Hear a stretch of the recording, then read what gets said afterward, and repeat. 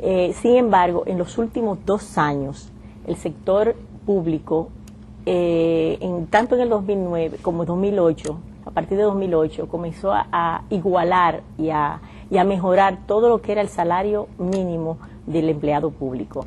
Y de forma tal que en los últimos 2 años, tanto 2008 como 2009, el crecimiento del salario del sector público fue de un 150%. O sea, ellos mejoraron los salarios y casi lo igualaron a lo del sector privado. Por ejemplo, el salario mínimo ya igualado entre el sector público es de unos 5.117 pesos mensuales, y el salario del sector privado anda en promedio, o sea, promediando lo que pagan las empresas grandes, que son unos 8.000, las medianas, las pequeñas y también incluyendo las zonas francas, pues el salario promedio es de unos 5.800 pesos mensuales en promedio.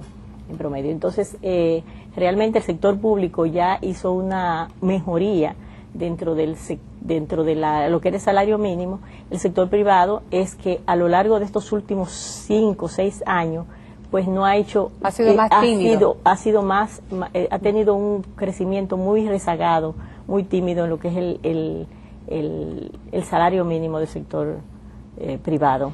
Entonces, y el fuerte de los empleos está en el sector privado, porque por el sector ejemplo, gobierno, exacto, ¿cuánto los empleos del sector público consolidado, incluyendo lo que son las empresas, lo que es el gobierno central, que tiene unos 360.000 empleos, las empresas descentralizadas y los municipios totalizan un total ahora, a abril 2010, de unos 456.000 empleos. O sea, menos del 10%. Entonces, cuando vemos que el personal ocupado, o sea, todo lo que es el personal ocupado del país, que son unos 3.800.000 empleos creados que hay a nivel nacional, incluyendo público y privado, esos 456.000 empleos públicos representan apenas un 12.2% de lo que es la ocupación del país. O sea que el 88% lo genera el sector privado. El sector privado, pero ahí se incluyen todo lo que son el sector formal, el sector informal, los asalariados, los no asalariados, las personas que trabajan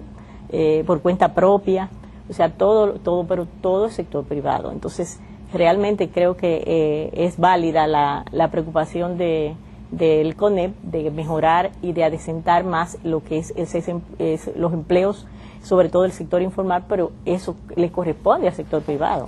Mira, es muy interesante esta acotación, porque yo estaba precisamente buscando, yo recuerdo una presentación que se hizo en el CONEP cuando se estaba discutiendo, bueno, el último aumento, ¿no?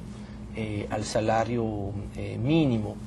Y es muy interesante cuando uno compara la estructura salarial del sector privado y el sector público, y ahí se había tomado como base la distribución de los trabajadores en función de sueldos devengados según la tesorería de la seguridad social. Ahí, bueno, no es una data completamente actualizada, vamos a tomarlo como un parámetro. Yo no creo que ha habido, vamos a decir, un terremoto social, laboral, que haya desconfigurado lo que era válido al 31 de octubre del 2008. Es interesante ver que cuando tomamos la estructura del sector privado y tomando como una línea de ruptura los 9.000 pesos mensuales, que en el caso del sector privado el 46.4% de los empleados devengaban menos de 9.000 pesos. En el caso del sector público apenas un 35%, o sea que de cierto modo en la composición del sector los salarios son un poquito mejor en el caso del sector público que en el caso del sector privado. Por eso es muy interesante este comentario que está haciendo el CONEP, porque lo que nos muestra la estadística lo confirma. Inclusive, si ahora nos apartamos lo que es vamos a decir, los salarios bajos, y esto, ojo, esto todavía es una cifra que no contempla todavía lo que habían sido los últimos ajustes que se había hecho en el caso del sector público. O sea que probablemente hoy en día tiene que haber entonces inclusive un sesgo más a favor del sector público. Entonces, en el caso de los salarios elevados, con la profesionalización de muchos ministerios. Hemos visto que en el pasado, un joven graduado universitario, su primera opción, su preferencia obviamente, iba a ser buscar un trabajo en el sector privado.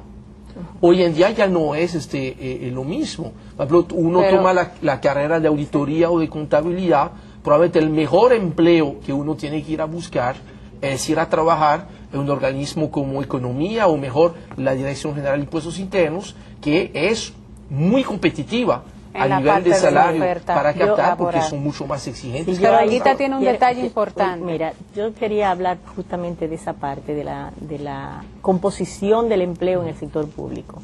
O sea, como les dije anteriormente, hubo igualaron la parte de lo que era el salario mínimo, pero también la composición es de los empleos en el sector público es sumamente interesante, porque